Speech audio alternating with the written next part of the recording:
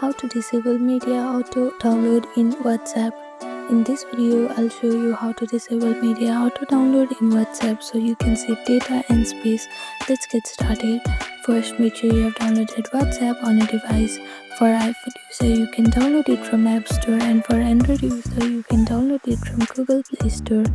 After that, click on search bar and open WhatsApp. Make sure to log into your account. Now on Android, tap the three dots in the top right and go to settings. On iPhone, just tap settings at the bottom right corner. Now tap on storage data. This is where you can manage how WhatsApp handles media downloads. Now look under media auto download. You'll see three options: when using mobile data, when connected on Wi-Fi, when roaming. Tap each one and uncheck all the boxes for photos, audio, videos and documents. Then hit OK. That's it. WhatsApp will no longer download media automatically. You'll now have full control over what gets saved to your phone.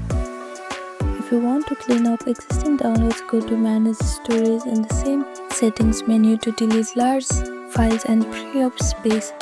And that's it. This is how you disable media auto download in WhatsApp. Thank you for watching this video. Please do not forget to like, share and subscribe to our channel, and comment down below if you have any other queries. Thank you.